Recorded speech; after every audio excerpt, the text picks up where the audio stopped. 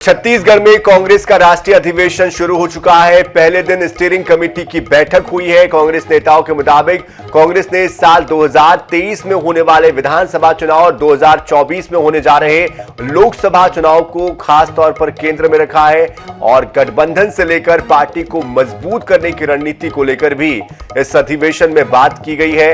नेताओं ने बताया कि किस तरह से भविष्य के लिए उनका रोड मैप है और खास तौर पर बातचीत किए इन नेताओं से हमारे सहयोगी गौरव शर्मा ने।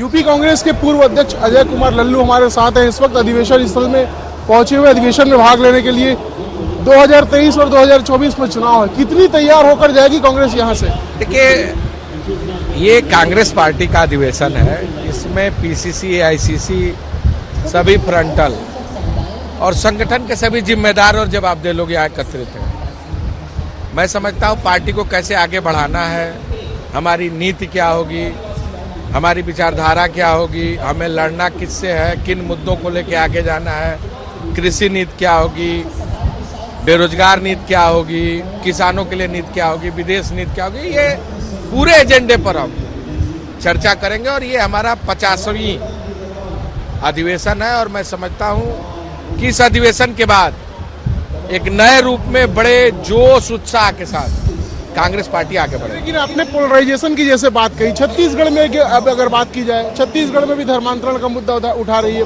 भारतीय जनता पार्टी, अन्य राज्यों में भी उठा रही है, हिंदू मुस्लिम की बात है। इससे कैसे निपटेंगे कि जो पोलराइजेशन हो रहा है उसको कैसे रोकेंगे आप लोग, क्योंकि यही तो सबसे बड़ी चुनौती है। देखिए, एक समय था जब देश की जनता अदानी के बारे में सुनना नहीं चाहते थे, लेकिन आज देश की जनता के सामने आया। आदरणीय राहुल गांधी जी जब बोलते थे संसद में, सड़कों पर, तो बहुत सारे कटाक्ष किए जाते थे, लेकिन जब जब जो राहुल जी ने कहा वो हुआ।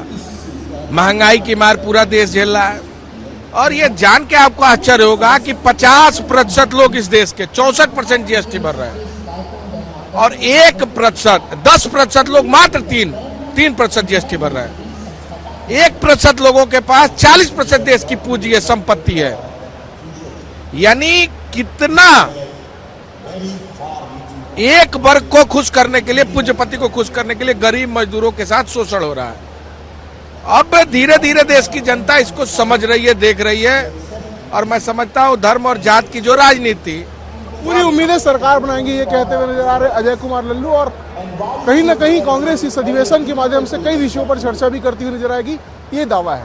कैमरामैन इकराम कुरैशी के साथ गौरव शर्मा, NH न्यूज़ रायपुर।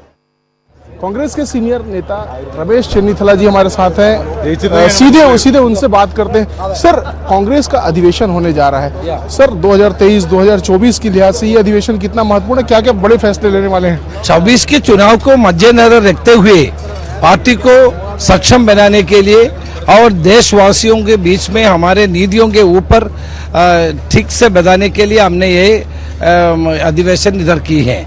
मेरे ख्याल से आज और कल परसों जो हो रहे हैं, इसके वजह से कांग्रेस मजबूत होगा, देशवासियों को कांग्रेस के नीति के ऊपर अच्छा मैसेज जाएगा और 24 के चुनाव में कांग्रेस वापस लाने के लिए कार्यक्रम भी बनाएंगे। सर, लेकिन जैसा कि आप लोग लगातार आरोप लगा रहे हैं कि लोकतांत्रिक संस्थाओं का दुरुपयोग किया जा रहा है, कांग्रेस के कल सीनियर नेता को, पवन खेड़ा जी को भी गिरफ्तार किया गया, छापे भी पड़े। सर, इससे निपटने के लिए पूरे देशव्यापी क्या रणनीति कांग्रेस यहां से लेकर जाने वाली? इसमें बिल्कुल हम लोग हमारे फाइट होगा ये जन विरुद्ध नीतियों को लेकर के और फासिस्ट तरीके से जो काम हो रहे हैं उसके ऊपर हम लोगों को में जा करके बताएंगे और देश भर में आंदोलन छेड़ेंगे। सर, आखिरी मतलब जो उम्मीद है, बड़ी उम्मीद जो कांग्रेस की है वो साउथ से है।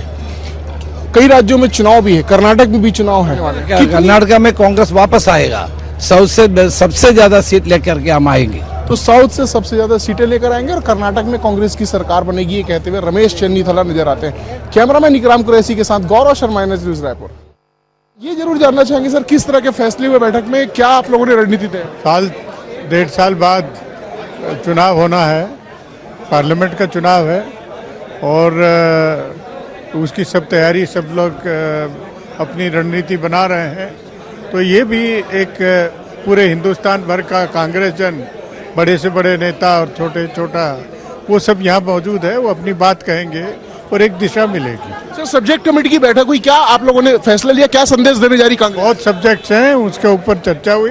कल वो सभी को पेश किया जाएगा प्लेनरी में। क्या कुल मिलाकर सभी को पेश किया जाएगा और कुल मिलाकर जो सब्जेक्ट कमेटी उसमें अहम फैसला लिया गया और कांग्रेस के जो नेता है वो रणनीति बनाते हुए नजर आ रहे हैं। कैमरामैन भूपेंद्र के साथ गौरव शर्मा, न्यूज़ रायपुर। मनु सिंघवी जी इस वक्त हमारे साथ है, उनसे जानते हैं सर ये अधिवेशन कितने इंपॉर्टेंट और क्या फैसला लिया आप लोगों ने?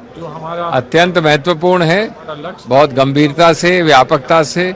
सुबह संविधान संशोधन की बातें हुई, दोपहर को, शाम को बहुत 6 अलग अलग रेजोल्यूशंस पे बारीकी से एक एक लाइन, एक एक पन्ने पे डिस्कशन हुआ।